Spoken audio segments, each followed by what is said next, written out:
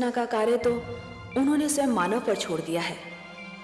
तो वास्तव में इसका अर्थ यह था कि जब तक मानव अपने विवेक का प्रयोग नहीं करेगा, अच्छे बुरे को पहचानने की शक्ति नहीं प्राप्त करेगा, तब तक वो अपना आदर्श इतिहास नहीं बना पाएगा। विवेक अपनी इच्छाओं पर विजय का दूसरा नाम है। शक्तिशाली महाराज यही ना कर सके। विश्व को जीतकर भी वो अपने मन से हार गए।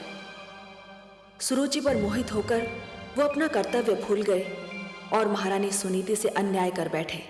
उनकी इस भूल का क्या परिणाम होगा, ये सोचकर मैं स्वयं भयभीत हूं।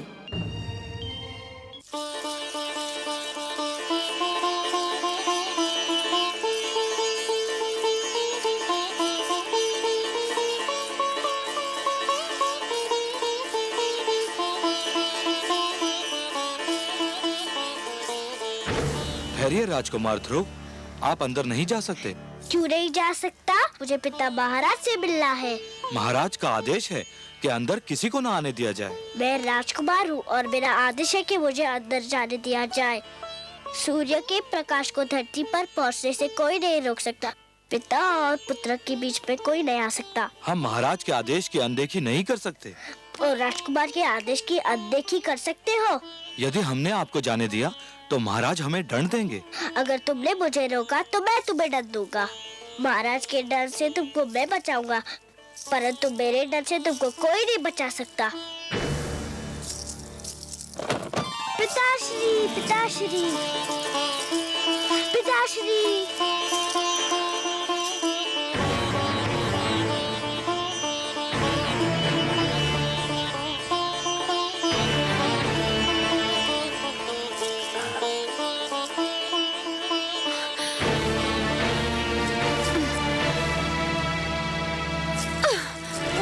पिताश्री,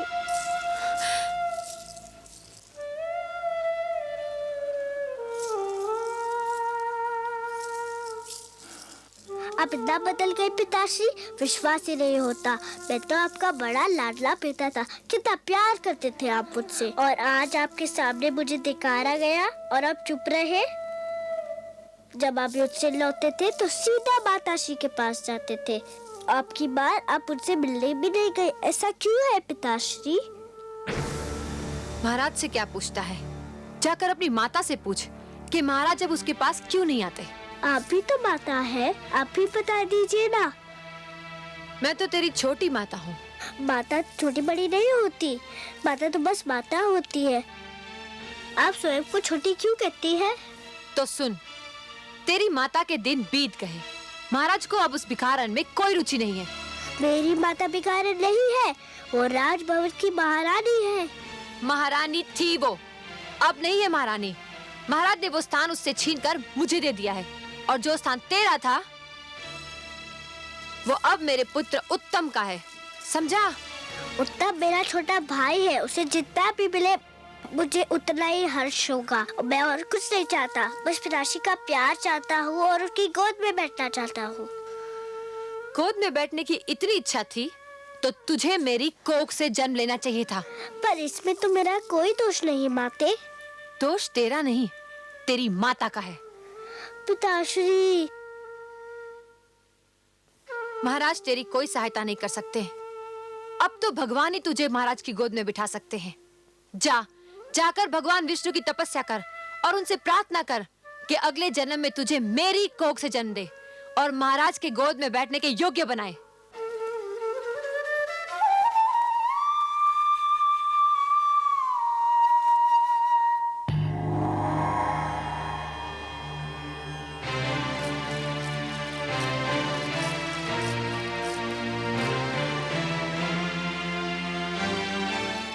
आंखें खोलिए परम श्रेष्ठ, देखिए कितना अन्याय हो रहा है। सुरुचि ने कितनी निर्ममता से उस नन्हे से बालक का हृदय तोड़ दिया।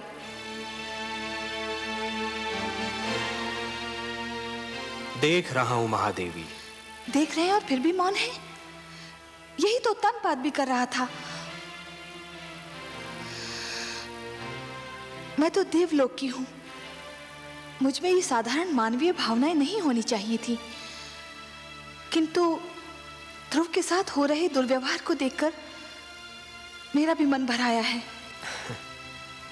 आपका मन इसलिए भर आया है देवी कि आप स्वरूप में नारी हैं और हर नारी में एक माता छिपी होती है। दया, करुणा और ममता नारी की विशेषताएं हैं। नारी तो सुरुचि भी है त्रिलोकीनाथ, किंतु विश्वास नहीं होता कि इतनी सुंदर नारी का मन इतना कठोर भी हो सकता है। हर वस्तु जो चमकती है वो कुंदन नहीं होती देवी। आवश्यक नहीं कि हर सुंदर स्त्री का मन भी कोमल हो। सुरुचि लालसा की मूर्ति है, परंतु ध्रुव के साथ जो कुछ हो रहा है उसमें सारा दोष सुरुचि का नहीं है। सबसे बड़े दोषी तो महाराज उत्तानपाद हैं। परिवार मानव समाज की सबसे छोटी परंतु सबसे महत्वपूर्ण इकाई है। हमने पृथ्वी पर रहने वालों के लिए कुछ नियम दिए हैं और उनके अनुसार एक पिता परिवार का स्वामी होता है। पुत्र को प्यार देना, उसका संरक्षण करना पिता का कर्तव्य है।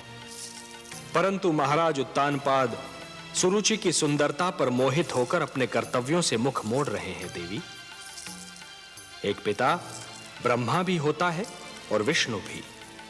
वो जन्म भी देता है और पुत्र का पालन पोषण भी करता है। उत्तानपाद ने ब्रह्मा का धर्म तो निभाया, परंतु हमारा धर्म नहीं निभा पाए। तो फिर अब क्या होगा नारायण? मानव स्वभाव में संघर्ष की शक्ति भरी है हमने। ध्रुव को भी हमने इसी शक्ति से संपन्न किया है देवी। किंतु हे सर्वश्रेष्ठ, ध्रुव तो अभी बहुत छोटा है। उसमें संघर्ष शक्ति हो भी तो वो उसका प्रयोग कैसे करेगा? देवी, संघर्ष का संबंध आयु से नहीं, इच्छा शक्ति और मन की लगन से होता है। भड़कती हुई ज्वाला पहले छोटी सी चिंगारी ही होती है। ध्रुव भी एक छोटी सी चिंगारी के समान है। यदि उसे भड़कती ज्वाला बनना है तो उसे स्वयं की शक्ति को पहचानना होगा। आप स्वामी हैं, विश्वेश्वर हैं। आप जो कहते हैं उसका भेद भी केवल आप ही जानते हैं।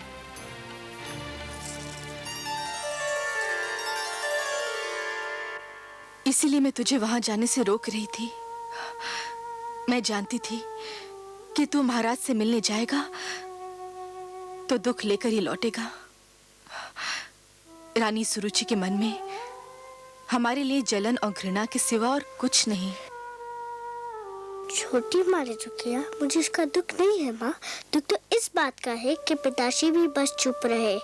उन्होंने छोटी माँ को रोका तक नहीं। वो केवल मुझे भूल गए होते तो मुझे इतना दुख नहीं होता।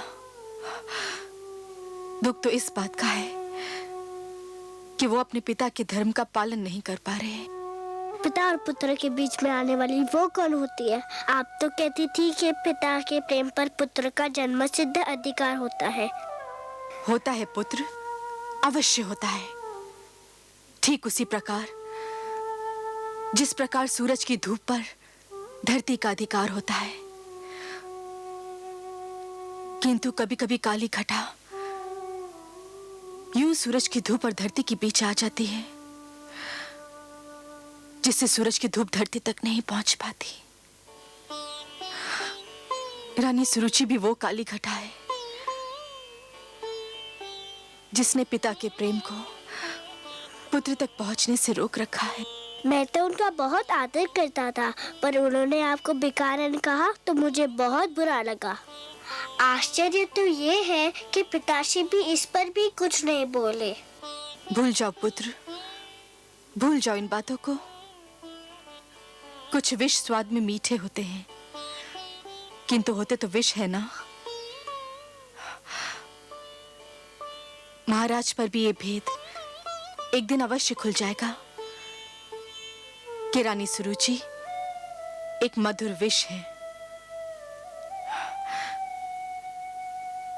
मैं भगवान विष्णु से प्रार्थना करती हूँ कि महाराज की आंखें खुल जाएं। भगवान विष्णु? छोटी माँ भी यही नाम ले रही थी कि मुझे पिताश्री के गोद में बैठने का अधिकार अब भगवान विष्णु ही दिला सकते हैं। हाँ पुत्र, महाराज की गोद तो क्या, वो अपनी गोद में बैठने का भी अधिकार दिला सकते हैं। वो महाराजाओं के महाराज हैं, सम्राटों के सम्राट हैं, परम बलवान, सर्वशक्तिमान हैं। पुत्र, तुम देखोगे वो कैसे लगते हैं? हाँ, आओ आओ।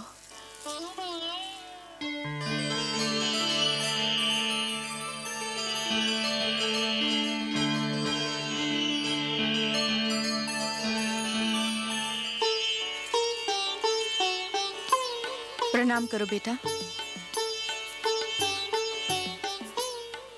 ये है हमारे विष्णु भगवान, लक्ष्मीपति नारायण, जिनकी मैं नित दिन पूजा करती हूँ। मैं भगवान विष्णु के पास जाऊँ कब आते? चले जाना पुत्र, अभी तुम छोटे हो, बड़े हो जाने के बाद अवश्य चले जाना उनके पास। वो सब ठीक कर देंगे। रात्रि हो गई है, चलो चल के सो जाते हैं। सब विष्णु भगवान पे छोड़ दो, वो सब ठीक कर देंगे। चलें? चलो।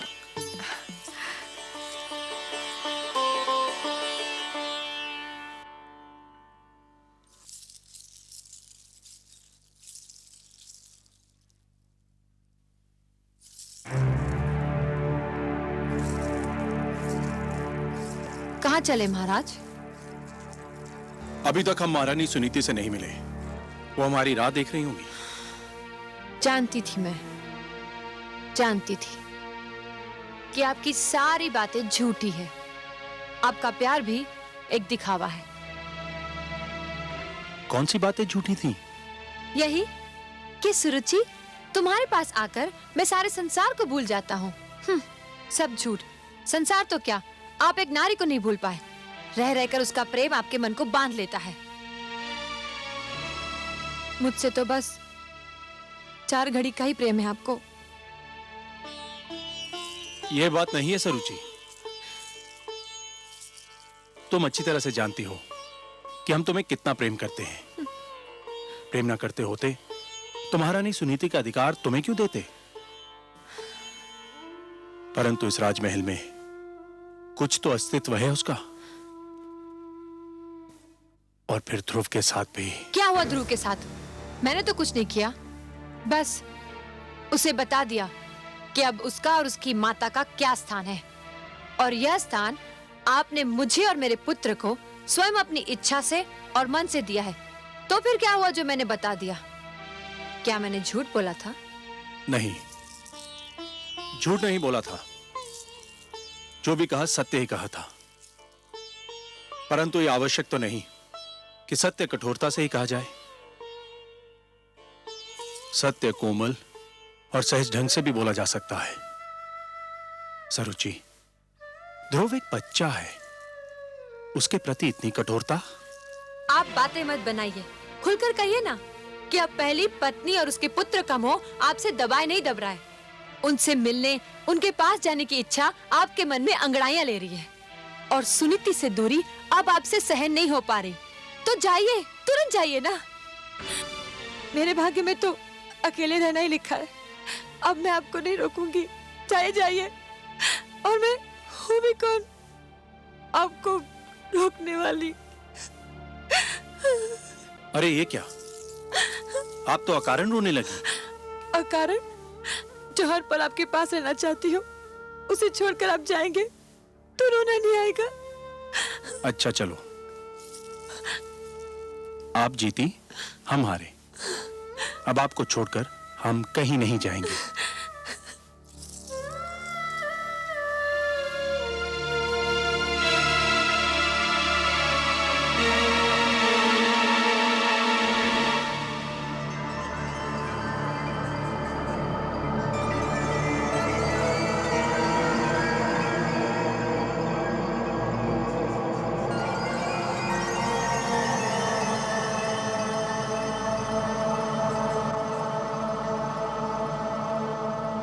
महाराज तेरी कोई सहायता नहीं कर सकते। अब तो भगवान ही तुझे महाराज की गोद में बिठा सकते हैं। जाकर भगवान विष्णु की तपस्या कर और उनसे प्रार्थना कर कि अगले जन्म में तुझे मेरी कोख से जन्म दे और महाराज की गोद में बैठने के योग्य बनाए।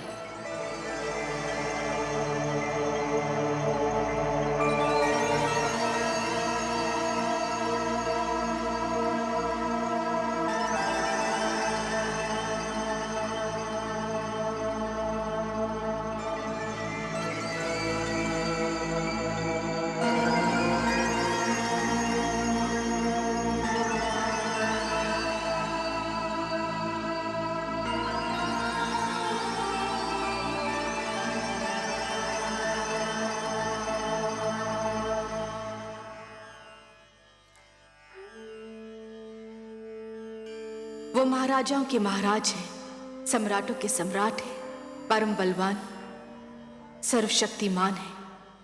तुम देखोगे वो कैसे लगते हैं। ये है हमारे विष्णु भगवान, लक्ष्मीपति नारायण, जिनकी मैं नित दिन पूजा करती हूँ।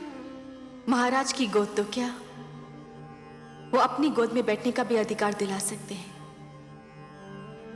हे विष्णु भगवान, मैं तुमसे मिलने आ रहा हूँ, मगर मुझे ये तो पता नहीं कि तुम कहाँ रहते हो। मगर तुम जहाँ भी रहते हो मैं तुम्हें ढूंढ निकालूंगा। मेरी बस एक विनती है, मेरी माता नित दिन तुम्हारी पूजा करती है। मेरे जाने के बाद उसका ध्यान रखना। हम दोनों एक दूसरे से कभी अलग नहीं हुए। वो मुझे पास ना पाएगी तो व्याकुल हो जाएगी। उसकी ढाढ़स बढ़ाना प्रभु, उसे रोने मत देना।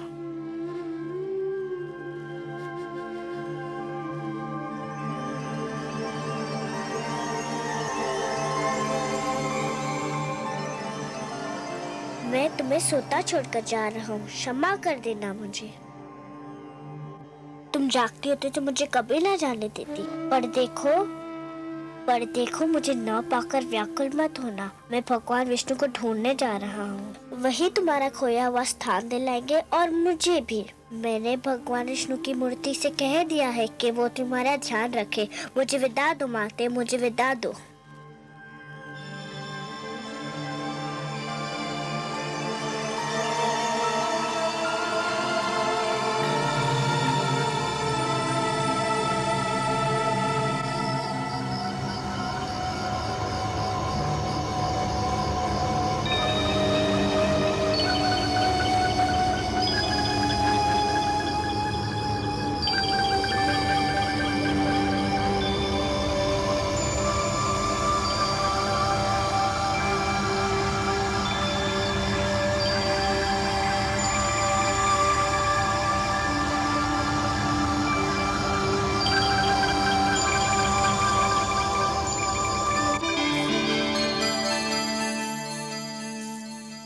हे प्रभु, देखिए नन्हा ध्रुव रात्रि के अंधेरे में राजभवन को छोड़कर आपकी खोज में निकल गया है। हाँ देवी, वो अपने मन की लगन को दबा नहीं पाया। परंतु हे सर्वव्यापी, वो तो क्षीर सागर का मार्ग भी नहीं जानता। देवी, एक यात्री के लिए सबसे कठिन क्षण वो होता है जब वो किसी अनजान यात्रा के उद्देश्य से मार्ग पर प्रथम पग धरता है। फिर तो मार्ग में सहस्त्रों घने पेड़ मिल जाते हैं जो उसके पैरों तले शीतल छांव बिछाने को तैयार रहते हैं। फिर मार्गदर्शक भी मिल जाता है, और मार्गदर्शक तो गुरु होता है देवी। परंतु हे सर्वश्रेष्ठ, वो तो अभी एक बालक है। उसे इस यात्रा में कितना दुख झेलना पड़ेगा। महादेवी, बूंद जब किसी मेघ की गोद से निकलती है तो उसके मन में असंख्य आशंकाएं होती हैं। सोचती है कि उसका अंत क्या होगा। क्या वो किसी मरुस्थल की सुलगती रेत पर गिरेगी और सूख जाएगी, या किसी सुलगते अंगारे पर गिरेगी और भस्म हो जाएगी, या फिर किसी कांटे पर गिरेगी और उसका शरीर छलनी हो जाएगा। क्या होगा उसका अंत। परंतु जब वो किसी सीप के मुख में गिरती है और मोती बन जाती है, तब उसे यह ज्ञान होता है कि उसकी यात्रा शुभ थी। आपकी बातें आप ही जाने परमेश्वर, किंतु आज्ञा हो तो एक बात कहूं। आप तो हमारी अर्धांगिनी है। हमसे कुछ कहने के लिए आपको हमारी अनुमति और आज्ञा की आवश्यकता नहीं है देवी। कहिए, अवश्य कहिए। यदि ध्रुव पर राह में कोई संकट आया तो मैं चुप नहीं रहूंगी। मैं इस खेल में कूद पड़ूंगी और आप मुझे रोकिएगा मत। नहीं रोकेंगे, परंतु एक बात का ध्यान तो आपको भी रखना होगा देवी। कौन सी बात?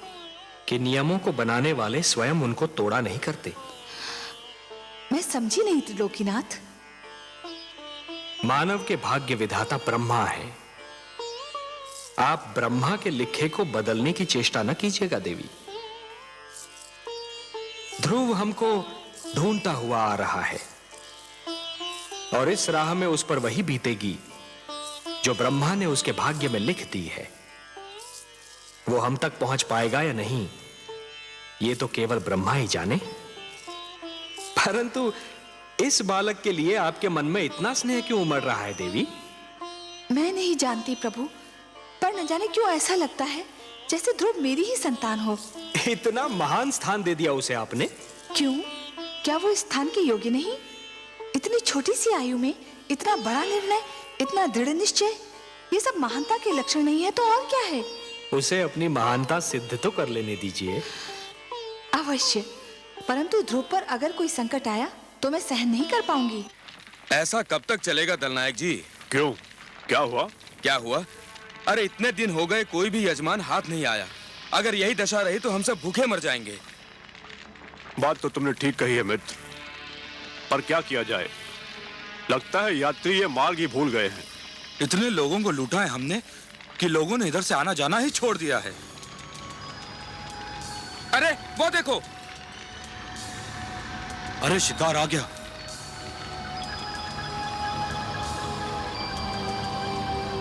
वन देवता ने सुन ली हमारी। कोई बालक है? कोई भी हो, लगता धनी है। सारा शरीर गहनों से ढका है। गहने छीनकर ठिकाने लगा देंगे। गहने छीनने तक तो ठीक है, पर इतने छोटे बालक को मारना। मती मारी गई है तुम्हारी। यदि कोई राजकुमार हुआ तो इसे छोड़ दिया तो जाकर राजा की सेना ले आएगा और हम सब चुन चुन कर मार दिए जाएंगे। चलो।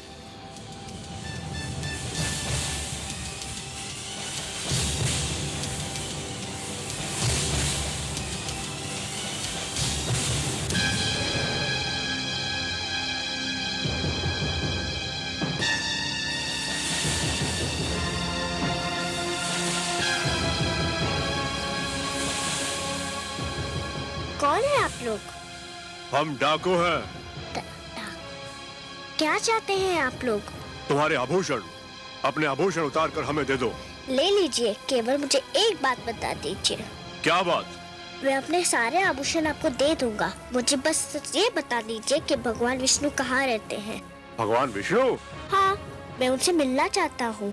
आपको तो पता होगा कि वो कहाँ रहते हैं।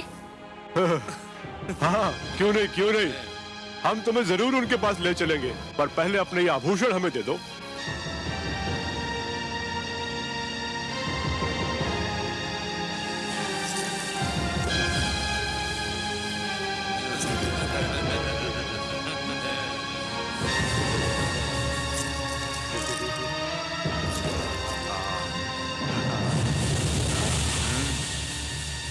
आओ हमारे साथ।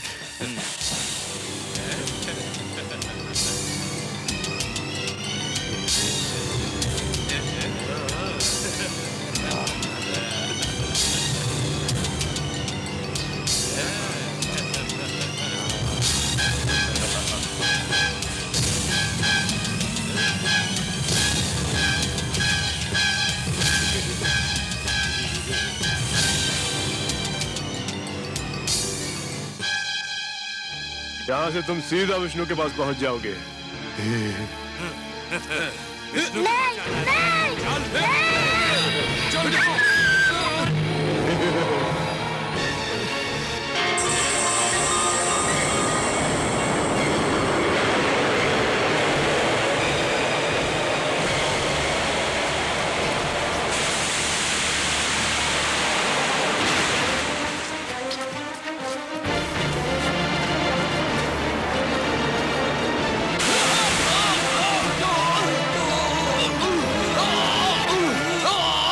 मार डालो उसे, मार डालो।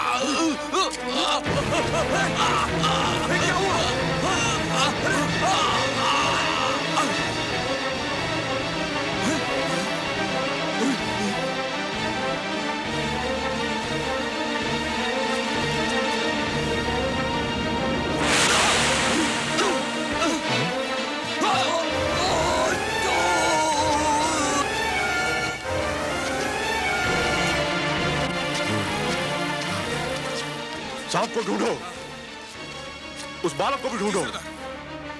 वो देखो,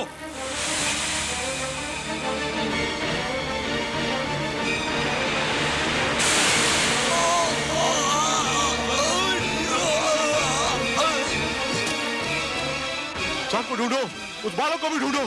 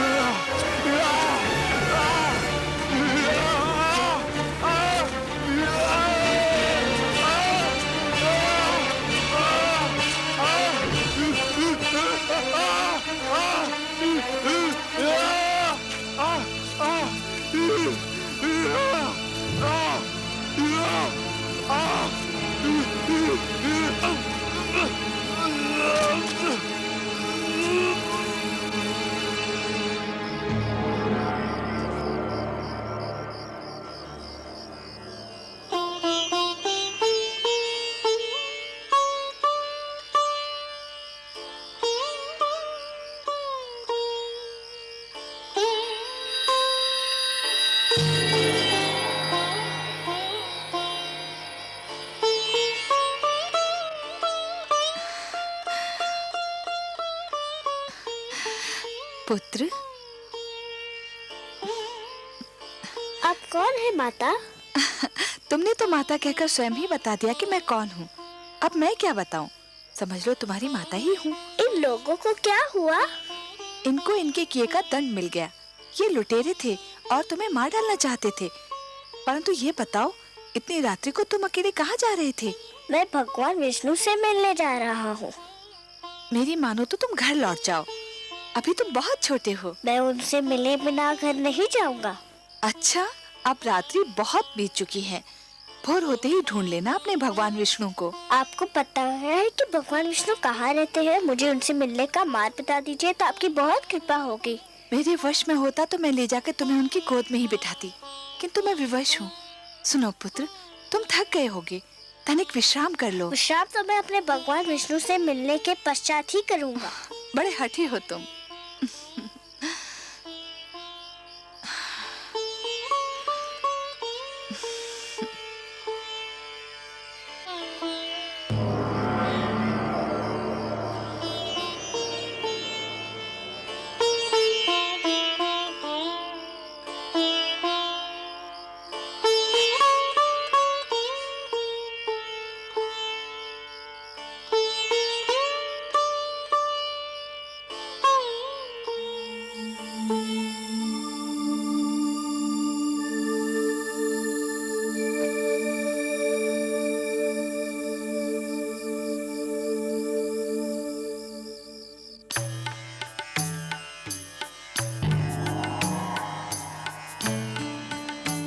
आइए महादेवी, आइए। आज तो आपने हमको भी अचरज में डाल दिया। अचरज में? और वो भी आपको मायापति? मेरी किस बात से आपको आश्चर्य हुआ? शीतल जल यदि दहकती अग्नि बन जाए, चंद्रमा ठंडी चांदनी के स्थान पर यदि तपती धूप छिटकाने लगे, पुष्प की कोमल पंखुड़ी यदि धारदार कटार बन जाए तो आश्चर्य नहीं होगा देवी। अपने पुजारियों पर धन की वर्षा करने वाली देवी को जब हमने ध्रुव के शत्रुओं पर विष की वर्षा करते देखा तो हमें भी कौतूहल हुआ। मैं क्या करती नारायण, मुझसे रहा नहीं गया।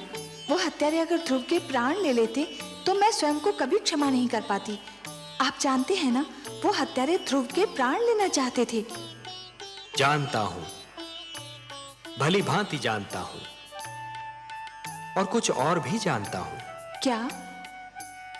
यही कि हो सकता है कि विधाता ने ध्रुव के भाग्य में यूं मरना लिखा ही न हो। उसके भाग्य में यह लिखा हो कि आप उसके प्राणों की रक्षा करेंगी और अपने ममतामयी हाथों से उसे थपकियां देकर सुलाएंगी, क्योंकि देवी होता तो वही है जो भाग्य में लिखा है। मैं नहीं जानती, लेकिन उस बालक को देखकर मेरे मन में ममता का सागर उमड़ने लगता है। नारायण, वो कितनी लगन से आपको ढूंढ रहा है। आप स्वयं जाकर उसे अपने दर्शन क्यों नहीं देते? हम विधाता के कार्यों में हस्तक्षेप नहीं कर सकते देवी। विधाता के कार्यों में हस्तक्षेप नहीं कर सकते।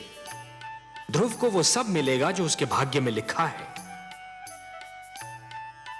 आपका लाडला अब जागने वाला होगा, धरती पर भोर होने वाली है।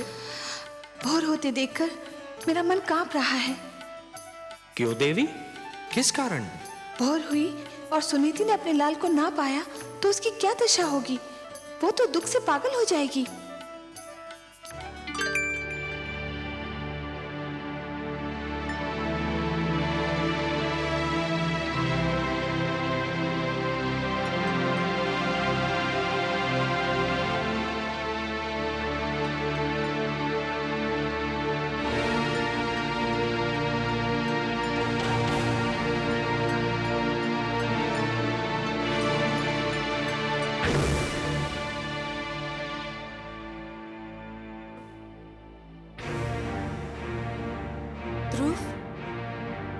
ध्रुव, पुत्र ध्रुव, ध्रुव, ध्रुव, कहाँ हो तुम? ध्रुव,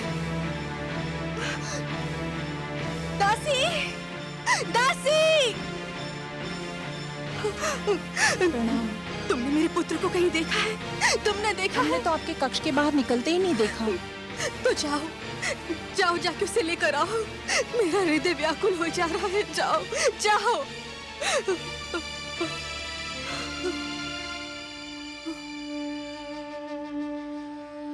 महाराज ध्रुव को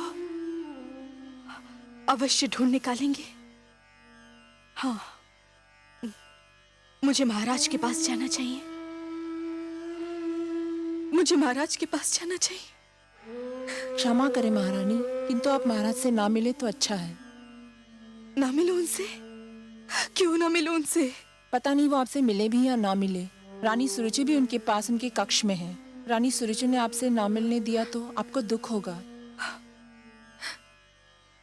संतान के खो जाने से बड़ा दुख और क्या हो सकता है? इससे बड़ा दुख मुझे और कोई क्या दे सकता है?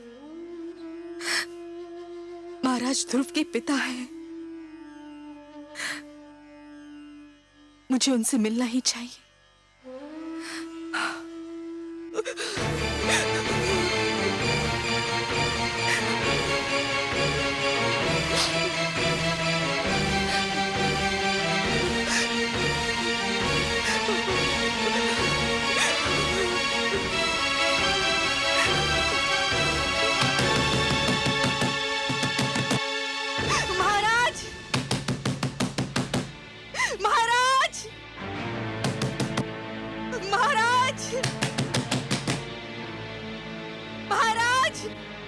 मैं देखती हूँ।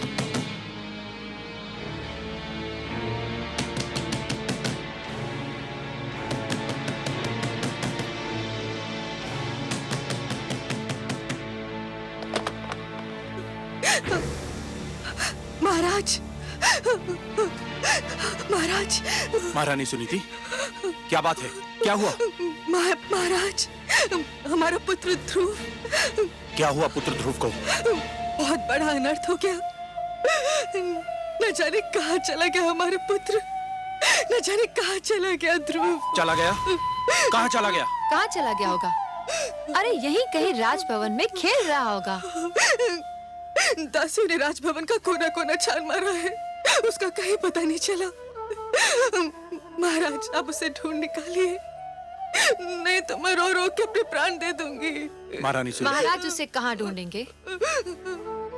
आपका पुत्र आपके पास था, महाराज को क्या पता कि वो कहाँ होगा? महाराज, मेरा सब कुछ छीन लीजिए, किंतु मेरा लाल मुझे लौटा दीजिए। एक उसी का तो सहारा था मुझे, उसी का मुख तो देख देख के जीती थी मैं। धीरज रखिए महारानी सुनीति। कैसे धीरज रखूं?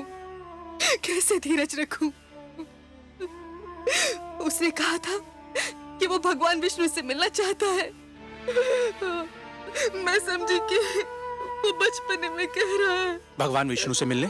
हाँ, आपसे मिलने के पश्चात वो बहुत उदास हो गया था, न जाने कहाँ भटक रहा होगा वो। अगर वो मुझे नहीं मिला ना, तो मैं आपको कभी भी क्षमा नहीं करूंगी। मैं आपको कभी भी क्षमा नहीं करूंगी। मैं आपको कभी भी क्षमा नहीं करूंगी। महारानी सुनीति, महारानी सुनीति, महारानी सुनीति, महारानी सुनीति, महारानी सुनीति मूर्छित हो गई हैं। जल्दी से जल लेकर आइए। आपको दिखाने के लिए ढोंग कर रही है, ये सब आडंबर है।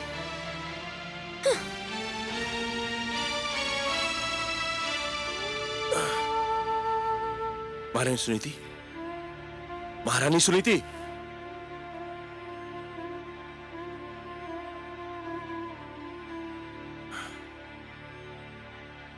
दासी, जल्दी से जल लेकर आओ। महारानी सुनीति,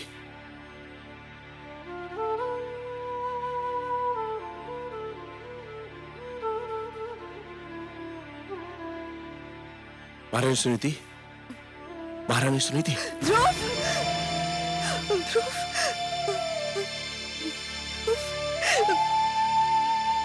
पुत्र ध्रुव। रोइए नहीं महारानी, रोइए नहीं।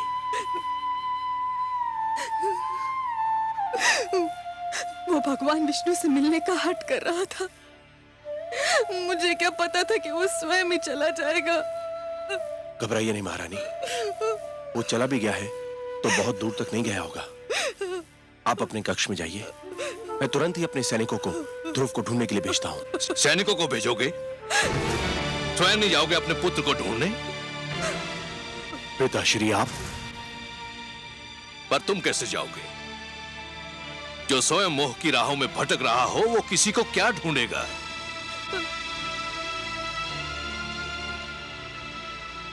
पिताश्री, हाथ मत लगाओ मेरे चरणों को। तुम इस योग्य नहीं हो। तुम तो इस योग्य भी नहीं हो कि मैं तुम्हें अपना पुत्र कहकर पुकारूं। उस मनु का पुत्र जिसने आचरण के आदर्श बनाए, जिसने राजधर्म को जन्म दिया, उसकी संतान का ऐसा पतन? धिक्कार है तुम पर, जिसके नाम पर धरतीवासी स्वयं को मानव कहकर धन्य होते हैं। मैं तो राजकाज और परिवार का भार तुम्हारे हाथ सौंपकर संतुष्ट हुआ था, पर कदाचित ये मेरी भूल थी। तुम इसके योग्य नहीं थे। परंतु पिताश्री, मैंने राजकाज का कार्य संभालने में कोई भूल नहीं की। मेरी प्रजा मुझसे प्रसन्न है। तुम्हारी प्रजा तुमसे प्रसन्न है, और ये नारी, क्या ये तुम्हारी प्रजा नहीं? केवल इसलिए कि इसने तुम्हारी पत्नी बनना स्वीकार कर लिया। क्या ये न्याय के उन अधिकारों से वंचित हो गई जो प्रजा को प्राप्त होते हैं? क्या ये तुमसे प्रसन्न है? क्या अपराध किया था इसने जो इस गुणवंती के अधिकार छीनकर तुमने उस गुणहीन को दे दिए? क्या तुम्हारा पुत्र तुम्हारी प्रजा नहीं है, जिसका अपमान देखकर भी तुम चुप रहे? और केवल आज तुम्हारे कारण वो अनजानी राहों में भटक रहा है। मुझसे भूल हो गई पिताश्री। भूल? भूल मान लेने से भूल के दुष्परिणामों का अंत नहीं होता। भूल सुधार चाहती है, लेकिन उसकी सारी संभावनाएं तुमने समाप्त कर दी हैं। पौत्र ध्रुव तुम्हारा घर छोड़कर जा चुका है। तुम्हारे परिवार में असंतोष है, और जो परिवार को संतुष्ट नहीं कर सका वो असंख्य प्रजा को क्या संतुष्ट करेगा। जिससे एक छोटा सा परिवार न संभाला गया, वो इतने बड़े राज्य को क्या संभालेगा। धिक्कार है तुम पर। सारा विश्व जीतकर भी एक नारी की सुंदरता से पराजित हो गए। मैंने संपूर्ण राज्य की बागडोर तुम्हारे हाथ सौंपी थी, परंतु तुमने वो बागडोर अपनी दूसरी पत्नी को सौंप दी और कठपुतली की भांति उसकी उंगलियों के संकेत के दास बने बैठे हो। मुझे क्षमा कर दीजिए पिताश्री। क्षमा? प्रजा अपराध करे तो उसे क्षमा किया जा सकता है, परंतु राजा अपराध करे तो उसे क्षमा नहीं किया जा सकता। राजा का अपराध अपराध नहीं पाप होता है, और पाप के लिए क्षमा नहीं प्रायश्चित के दंड की आवश्यकता होती है, और राजा को यह दंड वो स्वयं ही दे सकता है। क्षमा याचना करो अपनी पत्नी सुनीति से, जिसके साथ अन्याय किया है तुमने, घोर अन्याय। जिस मनु की तपस्या महाप्रलय ने भी भंग नहीं की, तुमने अपने परिवार के साथ अन्याय करके वो तपस्या भंग कर दी और मुझे यहां आने पर विवश कर दिया। याद रखो तानपाद, यदि पुत्र वियोग में मेरी पुत्र वधू को कुछ हो गया तो तुम मेरे शाप से नहीं बच पाओगे। पिताश्री सुनिए तो सही। मैं कुछ नहीं सुनना चाहता। पिताश्री, पिताश्री मुझे इतना कड़ा डंडा दीजिए पिताश्री।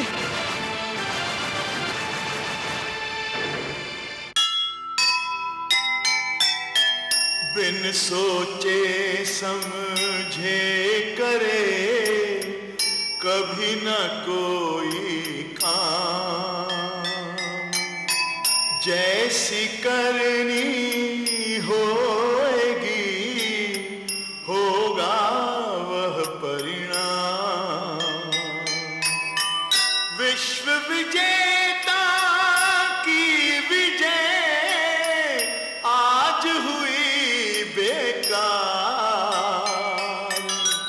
जीत लिया संसार को गए स्वयं से